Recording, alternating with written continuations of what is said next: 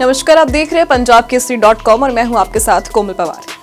कहते हैं ना, इतिहास खुद को दोहराता है।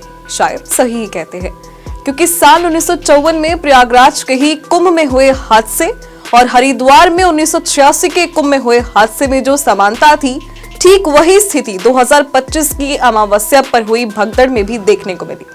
राजनीति के जानकारों का मानना है कि तीनों ही दुर्घटनाओं में जो बातें कॉमन थी, उनमें वीवीआईपी लोगों को स्नान कराने के लिए आम श्रद्धालुओं की अनदेखी करना, आने और जाने का एक ही मार्ग होना और भीड़ को डाइवर्ट करने की प्रभावी व्यवस्था का ना होना। बता दें, ये कुछ ऐसे पॉइंट्स हैं जो तीनों कुंभ में घटी दुर्घटनाओं में देखने को मिलते हैं। पूर्व प्रधानमंत्री जवाहरलाल नेहरू के समय में सन 1954 के कुंभ में जब कई लोगों की जान गई, तब इसका दोष पंडित जवाहरलाल नेहरू पर लगा और कहा गया कि नेहरू जी को देखने के लिए लोगों की भीड़ उमड़ पड़ी और भगदड़ मच गई। हालांकि ये बात सामने आई बाद में कि शाही स्नान के लिए जा रहे हाथियों के बिदकने से यह हादसा हुआ और तभी से शाही स्नान, जिसे अभी हम अमृत स्नान कहते हैं, वहां पर हाथियों को प्रतिबंधित कर दिया गया था। उस समय भी आंकड़ों पर सवाल उठे थे। सरकार ने मरने वालों की संख्या 316 बताई थी, जबकि अंतर्राष्ट्रीय मीडिया ने 800 लोगों के मरने की बात कही थी। तब जवाहरलाल नेहरू ने जस्टिस कमलाकांत वर्मा कमेटी का गठन किया था। कमेटी ने कुंभ जैसे बड़े आयोजनों में वीवीआईपी कल्चर को हादसों के लिए सबसे बड़ा कारण माना था। साथ ही आने और जाने के मार्ग अलग अलग होने और एक साथ भीड़ के अचानक से आ जाने पर उनके डाइवर्जन की प्रभावी व्यवस्था के होने को अनिवार्य भी माना था। कई पन्नों की रिपोर्ट में इन तीनों पॉइंट्स को समिति ने सबसे महत्वपूर्ण माना था, मगर दुर्भाग्य देखिए कि 1986 के हरिद्वार कुंभ में भी वही गलतियां दोहराई गई जो पंडित नेहरू के समय घटी थी।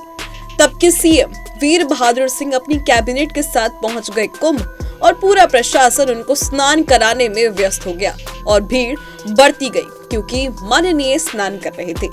और नतीजा ये हुआ कि वहां भी एक बड़ी दुर्घटना घट गई।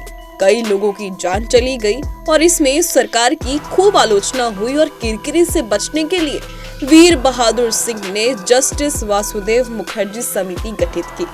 कमेटी ने भी अपनी सिफारिशों में वही बातें कही जो जस्टिस वर्मा की कमेटी में बनी थी। बता दें, 2013 के कुंभ में भी हादसा हुआ था, जिसमें 39 से ज्यादा लोगों की जान चली गई। हालांकि वो भगदड़ आज के प्रयागराज और तब के इलाहाबाद रेलवे स्टेशन के प्लेटफॉर्म पर हुई थी।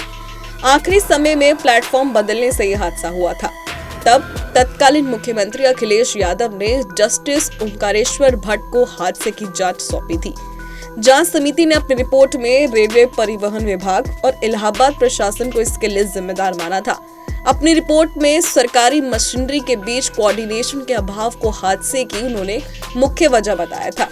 तो वहीं 1954 के हादसे के बाद से जितने भी हादसे हुए, उन सभी में जो कमेटियां बनी, उन सब ने कहा कि महत्वपूर्ण स्नान पर वीवीआईपी पर पूरी तरह से रोक लगे। यहाँ तक कि धार्मिक स्थलों पर भी झांकी दर्शन की ही व्यवस्था हो।